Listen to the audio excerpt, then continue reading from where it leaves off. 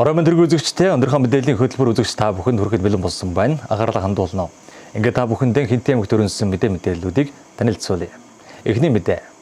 Хөдөлмөрийн аюулгүй байдал эрүүл ахуйн аяны хүрээнд барилгын талбай дахь хөдөлмөр хамгаалал сэдвт нээлттэй сургалтыг Зүүн аймагтан хамгийн том бүтээн байгуулалт болж буй 1500 хүүхдийн суудалтай сургуулийн барилгын талбай дээр зохион байгууллаа.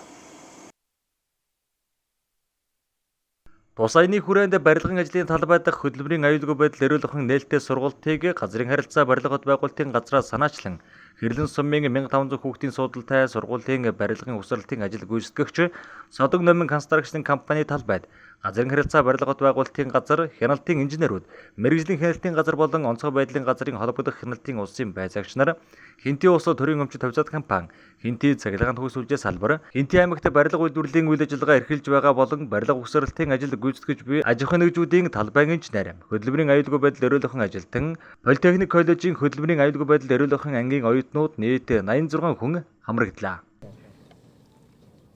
За улсын хэмжээнд 4 сарын 1-ээс 5 сарын 1-ний хооронд хөдөлмөрийн аюулгүй байдал эрүүл ахуйн 1 сарын аяныг зохион байгуулсантай холбоотойгоор Хинтээ аймгийн мэргэжлийн хяналтын газар, Политехник коллеж болон манай газрын харилцаа барилга хот байгуулалтын газар хамтраад Хинтээ аймгийн 1-р сургуулийн 1500 хүүхдийн суудалтай 1-р сургуулийн гүйцэтгэгч Содон Номин гээд компани яг барилгын талбай дээр энэхүү барилгын талбай дахь хөдөлмөр хамгаалалтын үйл ажиллагаа зохион байгуулж ажиллаж байна. Энэхүү үйл ажиллагаанд Хинтээ аймагт үйл ажиллагаа явуулж байгаа барилга угсралтын талбай инженер болон хөдөлмөрийн аюулгүй байдал эрүүл ахуйн ажилтан хамрагдаж оролцож байна.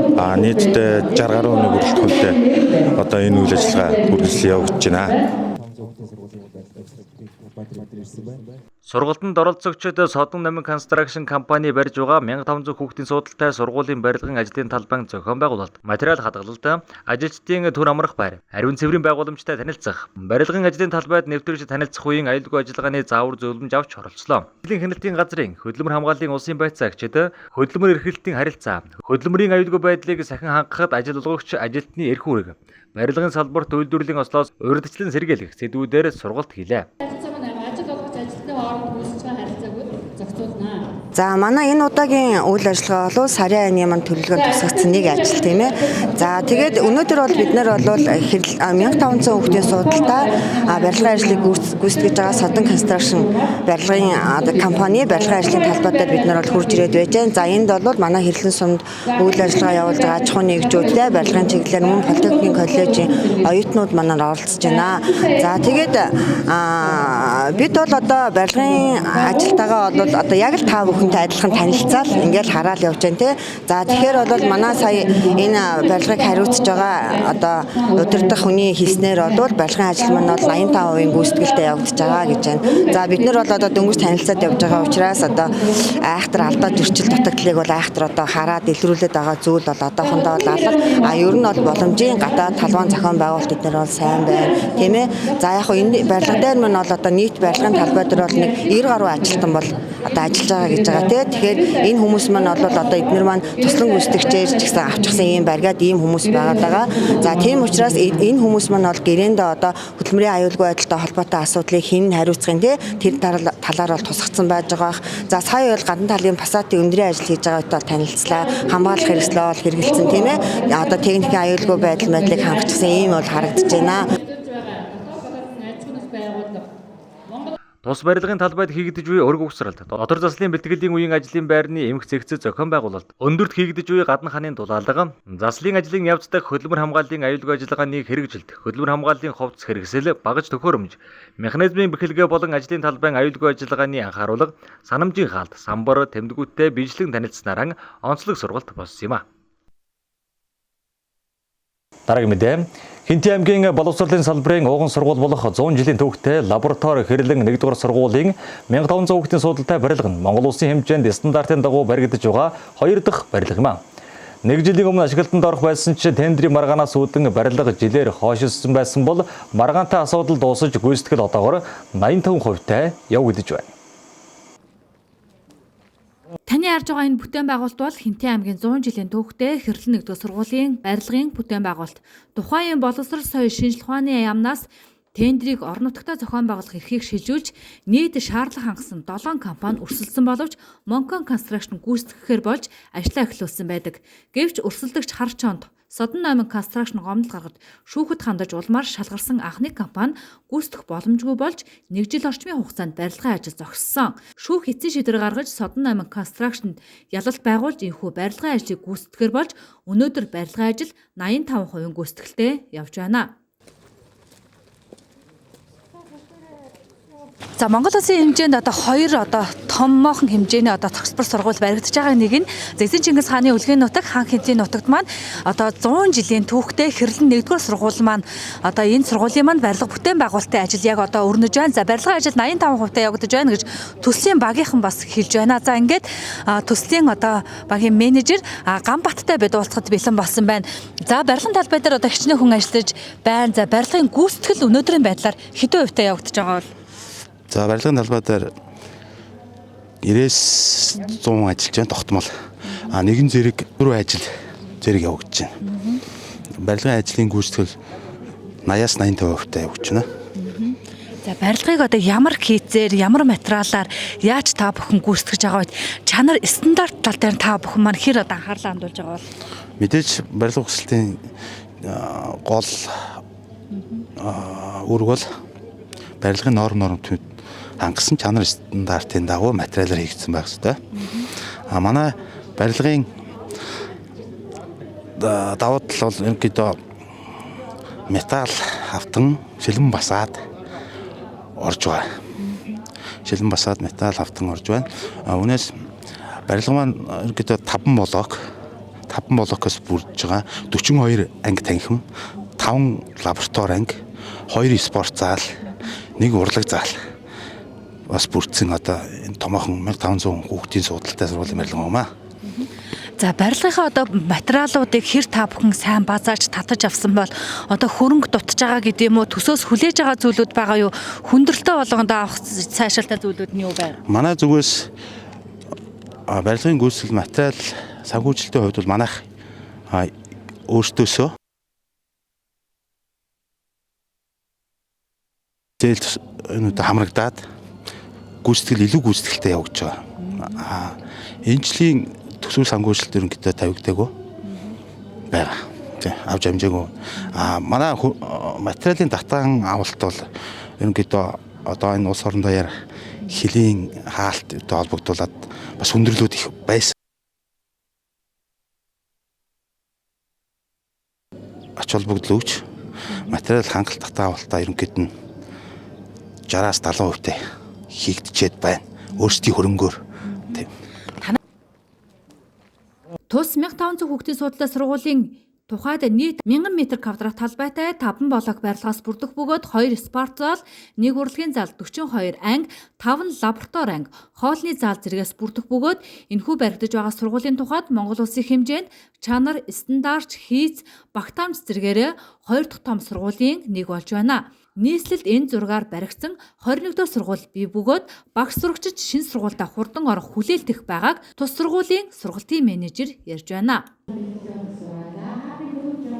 За 1500 хүүхдийн судалтай хичээлийн байр Монгол Улсын хэмжээнд 2 дахь удаагаар баригдаж 2 дахь тохиолдол нь бол манай сургууль баригдаж байна. Манай сургуулийн зүүн бүсийн хэмжээнд анхны 1500 хүүхдийн сургууль баригдлаа гэж сүрд үйлдэнтэйгээр анх зарлаж байсан ч барилгын ажил бол 85%-тай гүйцэтгэгдэж байна. Тэгээ бидний хувьд бол 2691 хүүхэдтэй хүүхдүүд маань 3 ээлжээр хичээлдэж байгаа. Бас хаан хэнтээ зохицуулах сургууль, Тэмүүжин зохицуулах сургууль дээр ээлжээр хичээлдэж байгаа хүүхдүүд маш их ачаалалтай байгаа. Энэ үед бид тэсийн ядан сургуулаа хүлээж байна. Сургуулийн маань барилга бол төлөвлөсөн хугацаанд маш сайн хурдтай явж байгаад бол бид нар баяртай байна. Өнөөдрийн хөтөлбөрийн аюулгүй байдлын эрүүл ахуйн чиглэлийн сарын аяны хүрээнд бид нар барилгын ажилтай танилцаж, барилгын удирдлагуудтай уулзаад бол явж байна. Энэ хүрээнд бол барилгын ажил өнөөдөр 14 төрлийн ажил явагдаж байна. Төсөн мөнгө хэрвээ асуудалгүй бол бид нар төлөвлөсөн 8 сартаа бол хүлээлгэж өгнө гэсэн юм хариултыг өгж байгаад бол бид нар маш их баяртай байна. Сургуулийнхаа барилгыг манай хүүхдүүд, эцэг эхчүүд орон нутгийн түвшинд хинтээчүүд бүгдээрээ маш хүлээж байна, маш их баяртай байна. Зохиогдоод тэгээд Өнөөдрийн байдлаар 1-р сургуульд нь 2500 орчим сурагчидтай одоо байгаа сургуультай 3 ээжир хичээлдэг, анги хөрөлцөөгүй байгаа учраас өөр сургууль дээр зарим анги хичээлдэг байна. Анги танхимын хүрэлцээ мөн хүүхэд хотын төвөөс хотын хойно байх сургууль руу алхаж байна. Иймээс шинэ сургуулийг Тэсэн ядан хүлээсэн сурагчид, эцэг эхчүүд, багш ажилчид олон байна.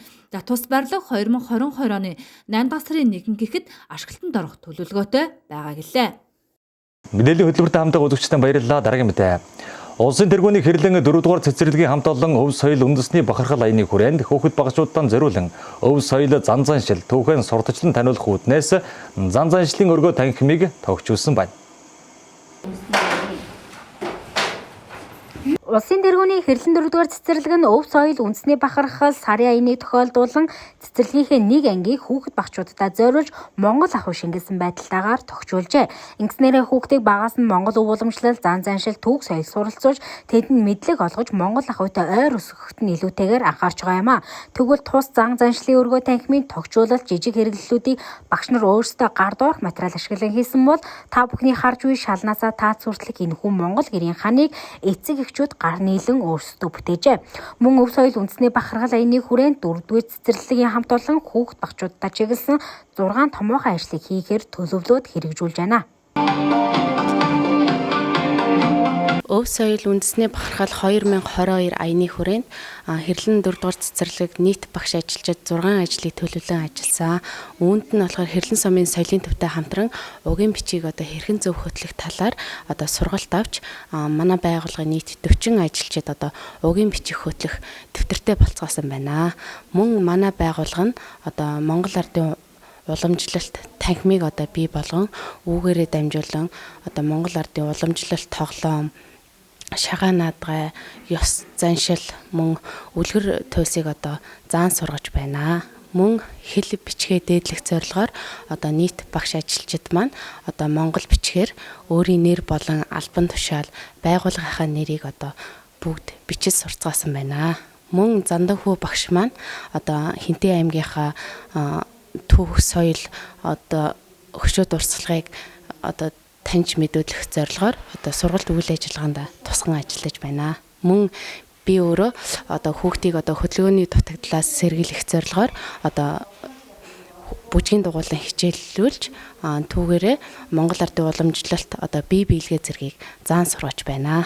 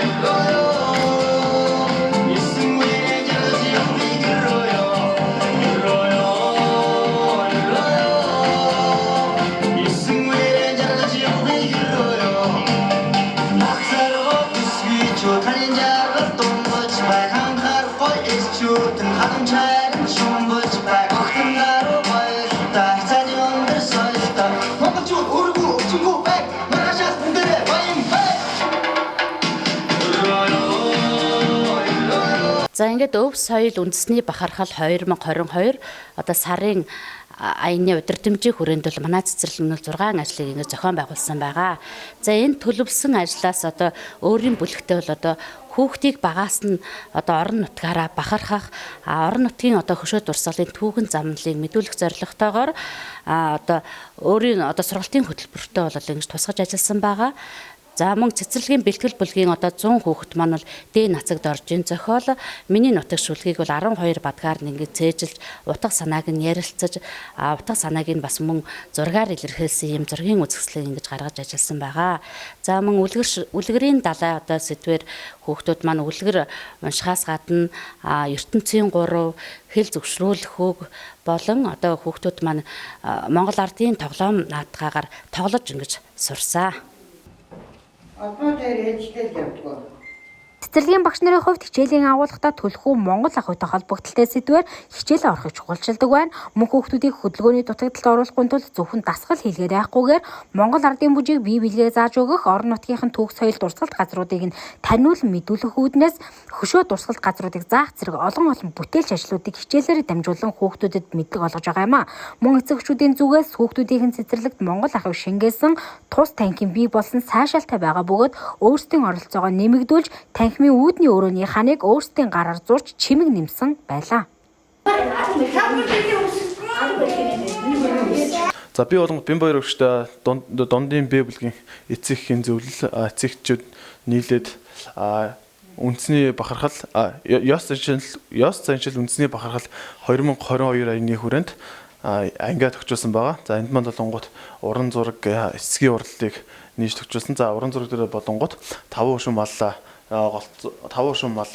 тэгээд нөгөө талаа болонгууд 93 наадам өөлөөх тэгээд Монгол ахыг тэгээд хүүхдүүдийн шагаа наадгааг ингээд зурган дээрээ тусгаж өгсөн байгаа. За тэгээд энэ дээрээ бас тохиолдлын болонгууд эцэгхийн зөвлөлтөйгээ эцэгчүүдтэйгээ нийлж хийсэн. Хүүхдүүдийн хувьд бол мэдээж одоо яг 4 нас 5 нас гэдвэл маш сонирхч насн дээр байгаа. Тэгээд биднээс хийж байгаа юм хараад энэ үхэр байна гэлээ өмбүү гэдэг дуурайж ихтэй. Энэ цагаан өнгөтэй хураг байна. Тэгээд энэ хурганы чинь хонь гээл зарим хүүхдүүд тэгэх. Тэгээд энэ одоо энэгээр байгаа сүмнэрүүд ингээл гэр мэрийг хараад одоо зарим манай хөдөө өссөн хүүхдүүд манаараа хөдөө гэрээ хараад морь хараад янцаач манцаах аюу сэтгэл аягүй өндөр байгаа. Багш маань хувьд гингууд бас эцэгчүүд бас аягүй уялдаа холбоотой байдаг.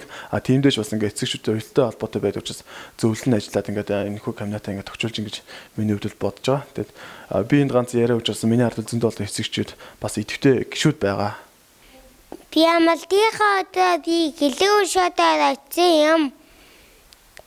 Гэлэн шон Хинтээ аймгийн Баанууд зүгт 7 км байдаг. Гэлэн голын хойд хөвөнд байдаг. Гэлэн хөшөө хүмүүн чулуугаар хийсэн Баан гадаа сав байсан 100 гараа өвдгөндөө тавьсан сандалтай суужгаагаар ихтэй хүнийг дүслэг хийсэн техний араа үнцэн үсэн Чингис хааны хураг зургийн үстэй айлхан байдаг. 13 дахь зууны язгуудан хүнийг дүсэлсэн хүн чулуун хөшөө юм. Нутгийгээд хүсэл биелүүлдэг гэж шүтэж ийсэн. Гэлэн шоны нарыг маш өндөр байхыг эвдэмтэд судалж тогтоожээ. Анхаад хандуулсанд баярлаа. Намайг Аюун Таваа гэдэг би 4 настай. 2013 онд Чингис хааны хаалга сүнэлдэн болсон билээ. Засгийн газрын тохиолдолд үндэсэн шанган шувуу балан дээдгээс дайлагцсан бүлчэн гуамал хоёрыг байлуулсан. Хоёр баасан хөшүүг хүлээ байсан. Их бигэд өнөч чулгал хийсэн. Хаалганы их загварыг зураач баримтч нанцад тавьжуулсан. Өнөөдөр бидний ирээдүй хаашаа явж байгааг бид зүгээр хараас уч болохгүй. Хүн бүр ялангуяа хүүхдүүд техник технологид нэвтрхий болохын зэрэгцээ Монгол гэдэг өв соёл уламжлал үгүй болох эрсдэл өндөр байгааг бид мэдж байгаа. Үүнийгээ дагаад энийх агуу түүхийг цаашид түгээн дэлгэрүүлэх учиртай үр хойч мань энэ төрлийн мэдлэг хэрвээ гэдэг дээр бид бүгд эргэлзнэ. Тиймээс цэцэрлэгийн багш нар 20-30 жилийн дараах Монгол хүнийг авч үлдэхийн тулд бодит Монгол ах уй тулгуурлан хүүхэд багчуудтай хүмүүжил олгохын төлөө өнөөдөр ажиллаж байна. Нөгөө талаараа нийгэмд аяаршиж хөгжих эрээр Монгол ах уй соёл мартагдж байгаа энэ үед цэцэрлэгийн багш нар сургалтын агуулга, заах арга барилаараа түүх соёлоо түгээн дэлгэрүүлэх их хөлсийг хийж байгаа юм а.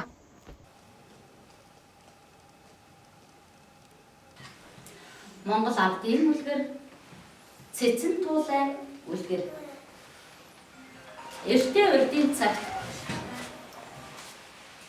Дунаг инхний хайрт ээж ижил олон сүргээсээ унтаж байгаа хоцорчжээ.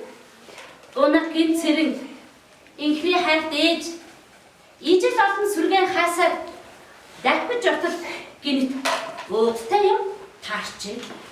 Унаг ихэд сонирхон энэ юу юм баг гэж өөдний амыг онгойлгоход Дараагийн мэдээ.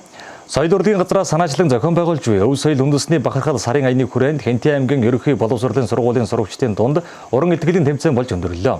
Тэмцээнд 10-аас 12 дугаар ангийн уран илтгэгч 21 хүүхдүүд оролцож өрсөлдсөн юм а. Уяхан замтын цээжин цогцох эх орныхоо ирээдүйн төчөө уламжлалт өв соёлоо эрхэмлэн дээлгч та бүхэндээ Улсын матер хорлын дамбын уугуул нутгийн эрдмийн өргөө ардын аюулын мэлмиг нээж 15 гавьяатыг төрүүлсэн 80 жилийн түүхтэй намын арин өргөөнөөс нутаг бусаа төвчлэн даван авагт давхраа явагтай мишэлхнийг мэдчилж байна. Хэнтэй аймгийн соёл урлагийн газраас санаажилсан Өв соёл үндэсний бахархал сэдв сарын аяныг 4-р сарын 4-ний өдрөөс 5-р сарын 6-ны хүртэл өрнүүлж байгаа юм. Уг энийг Монголын уламжлалт өв соёлыг танилцуулах, түгээн дэлгэрүүлэх зорилгоор зохион байгуулж байгаа юм. Тэгвэл аяны хүрээнд Өв соёл үндэсний бахархал сэдвт уран илтгэлийн тэмцээнийг ерөнхий боловсролын сургуулийн сурагчдын дунд 4-р сарын 29-ний өдөр зохиолоо. Тэмцээнд өмнө дэлгэр Бэрх, Мөрөн сумын ерөнхий боловсролын сургуулиуд болоод Хэнтэй аймгийн ерөнхий боловсролын сургуулийн 10-аас 12 дугаар ангийн сурагчид, мөн политехник коллежийн нийт 20 оюутан сурагчид оролцсон юм а. Соёлын дарахтайгаа үлгэр домогцны Өв соёл үндэсний бахархал аяны зарлаар одоо бас нэлээд хугацаа өгсөн. За энэ нь бол олон хэмжээ зохиож байгаа. Нэг нь бол одоо бас Хэнтэй аймгийнхаа нийт ерөнхий боловсролын сургуулийн сурагчдын дунд өв соёл үндэсний бахархал сэдвээр уран илтгэлийн тэмцээн зохион байгуулж байна. За уран илтгэлийн тэмцээнд өнөөдөр 21 сурагч оролцож байна. Сурагчид маань бас аюул сэтгэл өндөр байна. Тэгэхээр бидний хамгийн гол зорилго бол ерөнхий хүүхдүүдийнхээ энэ үндэснийхээ одоо соёлын өв тийм ээ. Үүгээр дамжуулан одоо бас хүүхдүүдийн соёлын гэгэрэл гол анхаарлаа хандуулж энэ хүү уралдаан зохион байгуулж байгаа. Нийт орон нутгийн сумдын сургуулиудаас болохоор 5 сургуулиас ирж оролцож байна. За аймгийн төвийн политехник коллеж дээр ингээд 5 сургууль нийт 10 сургуулиас 21 сурагч уран илтгэж оролцож байна. Энэ хүрээ илтгэлийн тэмцээнийг зохион явуулснараа үйл уламжлалт төв соёлоос судлан шинжлэх замаар сурагчид мэдлэг эзэмших, уламжлалт зан заншил өв соёлоороо бахархаж дээдлэн үндэтгэх, цаашлаад хүүхэд багчуудын бүтээл сэтгэлгээ хөгжүүлж, илтгэх чадварыг тэдэнд суулгаж, эх орон сэтгэлгээтэй зөв Монгол иргэнийг төлөвшүүлэхэд нь ихээхэн ач холбогдол өгнө гэж үзэж байгаа юм а. За юуны өмнө сайн бацгаана намайг инхээгийн хамсар гэдэг Хэнтэй аймгийн Хэрлэн дуртай сургуулийн 12 ангид суралцсан. 3 жилийн хугацаанд бол уран илтгэлийн төрлөөр хичээлж байна. Хичээлж байгаа хугацаанд бол ерөнхийдөө ямарваа нэгэн яг заалны дагуу уран илтгэлийн тэмцээнүүд төдийлөн болдгоо. Мөн уран илтгэлүүдийг арай жоохон өөр төрлөөр ойлголцоход илүү эрдэм шинжилгээний илтгэл салбараа ойлгодог. Яг үндэ уран илтгэлүүдийг бол тухайн хүний яг үндсэн санаанд өөр тулгуурласан илтгэл байдаг. За тэгээд өнөөдөр бол яг энэ сэдвүүрэнд яг уран илтгэлийн дагуу тэмцээн зохиолж байгаа юуны өмнө маш их баяртай байна. Би өнөөдөр болохоор их хэл бидний бахархал гэсэн одоо их хэлийнхэн гайхамшиг бид нар ямар их хэлээ одоо үндсэн л хайрлаж бахархаж явах юм одоо учир шалтгааны тайлбарлахын тулд энэ үйлдэлээ бэлтгэж оролцож байна. Уран илтгэлийн тэмцээнд оролцсон сурагчдын хувьд өв соёл үндэсний түүх уламжлалт зан заншлаараа бахархсан өнгө аястай илтгэлүүдийг ихээр тавилаа. Сурагчдын дунд тэр бүр илтгэлийн тэмцээнүүд зохиогддгоо бөгөөд энэ удаа уг сэдвийн хүрээнд зохион байгуулагдаж байгаа нь оролцох сурагчлаад сайшаалтаа санагдаж байна гэдэг тэмцээний үеэр хүүхдүүд хэлсэн юм а. Тэгвэл өв соёл үндэсний бахархал сэдвт уран илтгэлийн тэмцээний тэргуун байрыг өмнө дэлгэр сумын ерөнхий боловсролын сургуулийн 11 ангид сурагч Гант Тунгалаг, дэд байрыг Тэмүүжин цогцлбор сургуулийн Ариун жаргал эзэлсэн бол 3 дугаар байрын Тэмүүжин цогцлбор сургуулийн Намуунаар тус шалгарсан юм а. Өнөөдрийн мэдээллийн хөтөлбөрийн Баасан гарагийн дугаартай хамт байсан үзэгчдтэй баярлалаа. Амралтынхан өдрүүдийг ая тухтай сайхан өрөөлөөрэй үзэгчдээ.